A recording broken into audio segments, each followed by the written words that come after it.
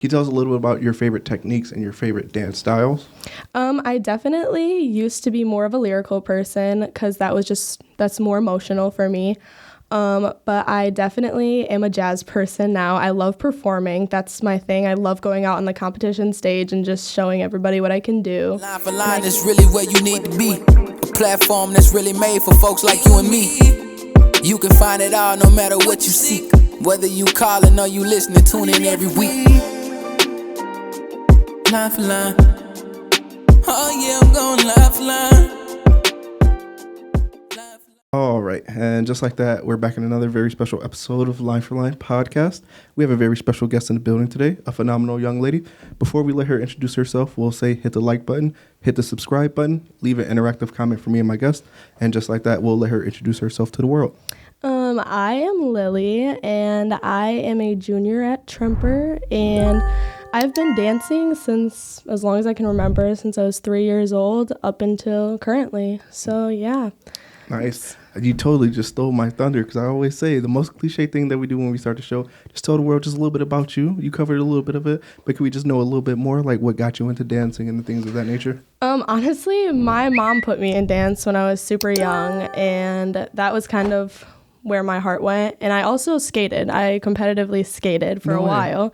Yes. And then I just followed dance, and that was my passion, and it got me through a lot of hard things in life. So I think I really stuck with it, and I found a love for it, and I just kind of kept going with it. So yeah. Now, when it comes to dance, what would you say has been the most interesting lesson that you've learned throughout it?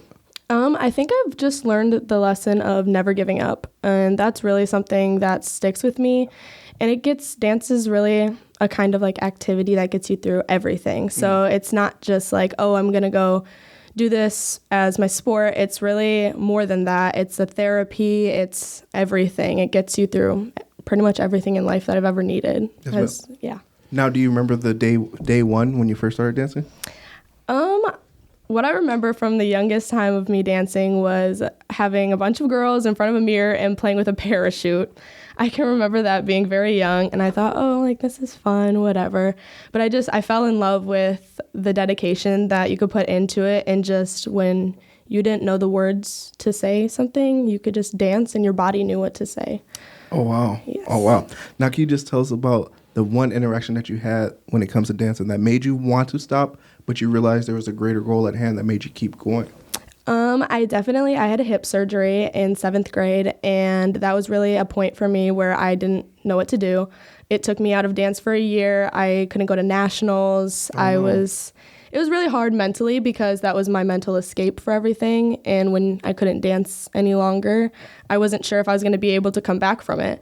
And being out of it really made me realize how important it was in my life. So I ended up going back and going through physical therapy and getting back even better than I was before. So yeah. Oh, wow. That is awesome. Now, can you just tell us a little, excuse me, I can't talk for some reason today. Can you tell us a little bit about your favorite techniques and your favorite dance styles? I definitely used to be more of a lyrical person because that's more emotional for me. But I definitely am a jazz person now. I love performing. That's my thing. I love going out on the competition stage and just showing everybody what I can do. And I came back with some jumps that were pretty high, and I've gotten a lot of compliments for those. So that's definitely my favorite aspect of it now compared to what it used to be when I was a little bit younger. Yes, ma'am. Now, as you're getting ready to get on the stage before you do your performance, just tell us a little bit about what's going through your mind. How is it that you're getting yourself mentally prepared to go on the stage? So I would say the hardest part I think about dance, different than a lot of sports, is dance you have unless you're a very, very competitive person, you really only have 3 or 4 chances to put all you have on stage in 3 minutes. So it's a lot of nerves going onto stage, but you know before you go out that you have to get out there and do what you have to do to try and just give it your all. And so I think obviously it's very nerve-wracking, but as soon as you step on the stage and those lights hit your face, it's just this adrenaline rush that you could never explain. It's amazing. Now, what's the furthest dance has taken you that you didn't expect it to take you, whether that's like overseas, wherever the case may be? I think this year I've definitely gained a lot of dance experiences. So I actually have helped with like tryouts for Bradford for their dance team. I helped with that. Wow. I've helped choreograph like certain parts of some pieces for them or like for the dance show at Bradford. So I've helped do some of the things like that. But yeah, I'm definitely trying to get out there and be able to do that, yeah. What would you say your main goal is when it comes to dancing once you do graduate high school? I definitely plan on majoring in college. I plan on majoring in choreography as one of my majors because I've always loved the art of dance, and your body can only do so much. So choreography could definitely put a vision on stage. I just think that's the coolest thing ever, to have a vision in your head and then just put it on stage with a big group of people.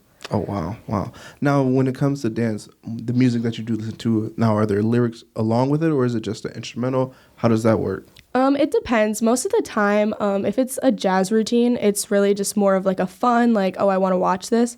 But a lot of lyrical pieces really have a very deep meaning. So like this year, I'm doing like one kind of about like suicide prevention. So it has a very deep meaning behind them. And it's really just speaking through your movement, which I absolutely love about it. So, Nice. Now, obviously, you're traveling around the world with your team as well, too. Can you speak a little bit to the camaraderie that you ladies have once you're on the stage?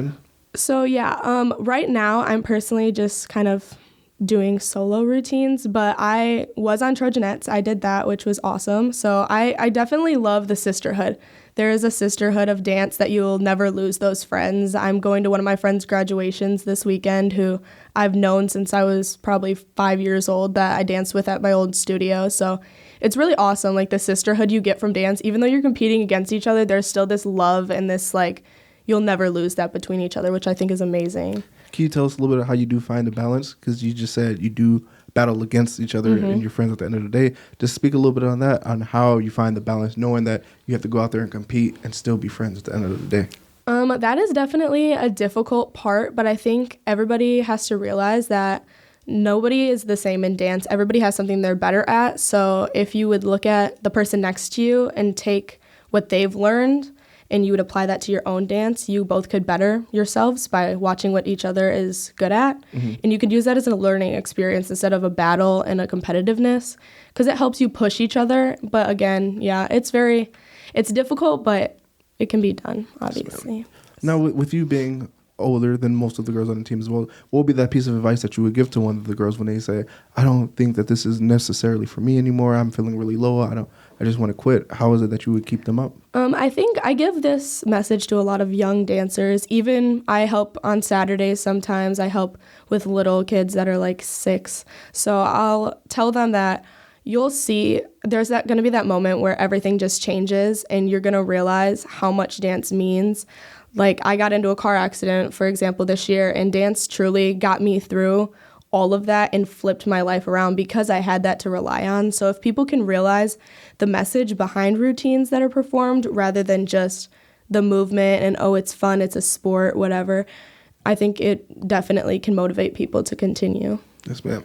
As we get ready to close out this amazing episode, because you've been giving us nothing but gems right now, but what would that mark be that you want to leave behind once it's all said and done, once you're on from the program that you're currently in now?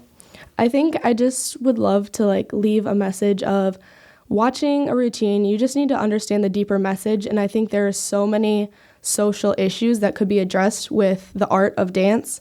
And I think it could bring so many people together. When you don't know the words to say something, your body can say it for you. Of course. Now, is there anyone out there that you would like to give a shout out to, say hello to? Maybe they helped you along the way. Maybe it's one of your teammates, something like that. Well, I'd like to say thank you to Sophie because she came with me today. And obviously, both of my parents, because they have definitely pushed me to be who I am today in dance. And then definitely Kelly Griffin. She is my coach currently, and she got me out of a very hard place when I did not want to dance really anymore. And she helped me find my love for it, and she has provided a numerous amount of opportunities for me this year. So, yeah. That being said, ladies and gentlemen, we just wrapped up an amazing episode of Line for Line. We greatly appreciate you for having some time for us, ma'am. Thank you. You calling or you listening, tune in every week. Line for line. Oh yeah, I'm going line for line.